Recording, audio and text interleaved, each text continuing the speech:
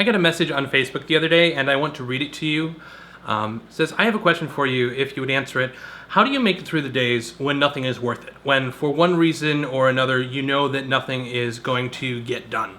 And I asked the person who sent me this if it was okay if I used this topic for a video, because I think that, I replied, but I think that it's also something that applies to a lot of us, and it certainly applies to me. You have those days when it's just, why even get out of bed? And it sounds so cliche, and you get angry with yourself for even having these thoughts, because how typical, I'm just another whiny person who's feeling bleh, and you almost blame yourself for being just kind of lazy. Here's what I'll say about laziness.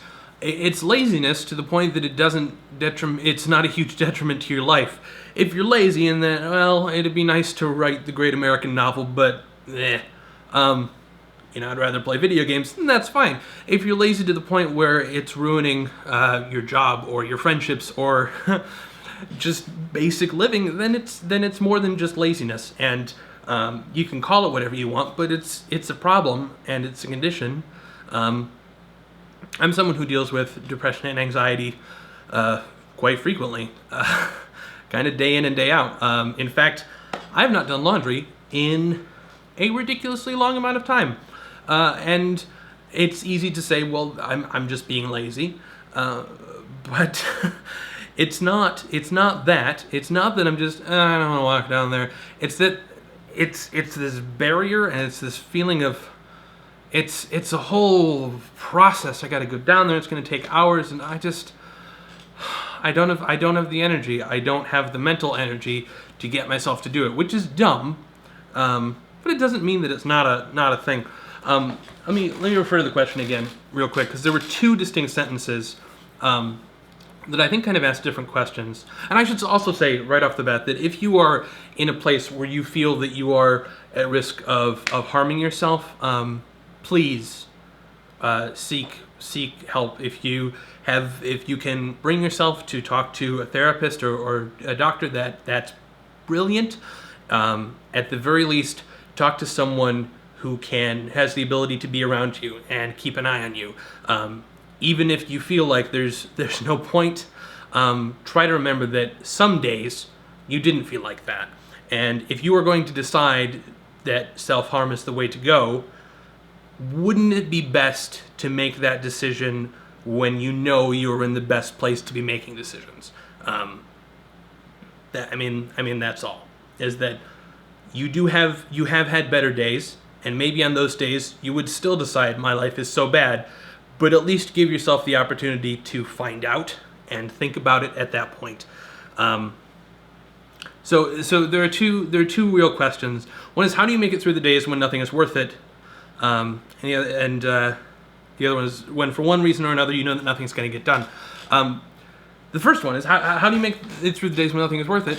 There are going to be those days, and really your only objective on those days is to get through to tomorrow, because you know that every day you do feel a little bit different. Someday it's likely that you will feel worse at some day in your life. It's likely that you have felt worse. Statistically speaking, there is only one worst day in your life. And you may feel that it's today, but there's a lot of days to choose from. So really, don't put pressure on yourself to have an amazing day. Don't put that pressure that I feel so bad, I need to fix this today. It has to be an immediate change. There are things that you can do that are in your control to improve your day, and there are sometimes things that are out of your control. Sometimes you're going to have a bad day, and that's okay. Sometimes the best that you can hope for in a day is to make it through to tomorrow, in the hopes that maybe tomorrow might be a little bit better and affords you a little bit more energy to try and improve things. The second is when you know that nothing is going to get done. And I said this in the response, but I find this is an interesting question for me, because when you look at that feeling of there are tons and tons of things to do, and it can be very overwhelming. I've got to get to work, I've got to do laundry, I've got to go grocery shopping, I've got to fix that light over there, I've got to do all these things. But really, most of those things you don't have to do. The world is not going to explode if you don't do them. But granted, if you leave them for a long time, life can get worse. But it's not going to be the end of the world if you have a day where you don't get stuff done. What is important, though, and what is interesting for me at least, is that the sense of what's almost more important than actually achieving the to-do list that you have for your day is the sense of having accomplished something at the end of the day. If the days where I get up and all I do is sit there and watch Netflix because I can't get out of bed, I feel terrible at the end of it. And it's not necessarily because I had these things that had to get done. Those things can wait till tomorrow. But it's by the end of the day, I feel like, what have I done with my life? I'm wasting away. There's a distinction between the need to get things done and the need to feel like you've accomplished something. But the interesting thing, though, is that if we recognize that most of our inspiration for feeling overwhelmed is about needing to feel like we've been productive, we can modify that list of what entails being productive, right? So, for example, I had a light bulb that burnt out, and I had no more lights in the apartment, and it was just one more thing. And I had a weekend day where I had videos to shoot, and I had errands to run, and I had a whole bunch of stuff that really did need to get done. And it was on my list to get done that day, and I had no energy, and I was just dead inside. And I was like, why face another day? Not that bad. I'm exaggerating a little bit, but here's the thing: you got that laundry list of stuff, right?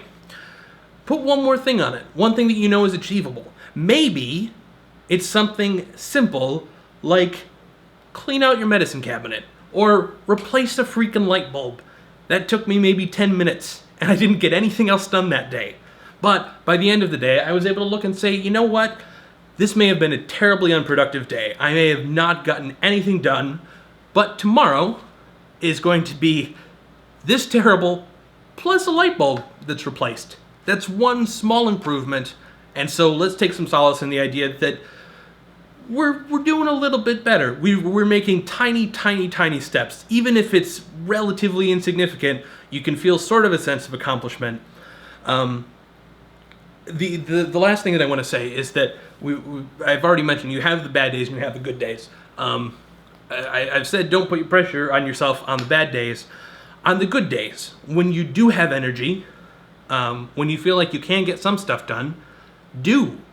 If you are hyped and ramped up and excited and optimistic, don't waste that time. Know that your mood is going to change, maybe soon, maybe later, and take advantage of it. Maybe it means clean up your apartment so that you don't feel like, I'm such a slob. The next day you're feeling sad. Take advantage of the energy that you do have and get by on the days that you don't. It's rough, but I think at least that's been kind of my experience, is just try and do the maximum you can do with what little you have, and know that outside of those things that you can actively control, your days are going to get better and worse. And if you can make marginal improvements, even though your mood is gonna fluctuate, if you can make marginal improvements, that fluctuation is eventually gonna go a little bit higher up. So I wanted to talk about that and share my thoughts on that with you. If you have your own thoughts, I would love to hear them down in the comments.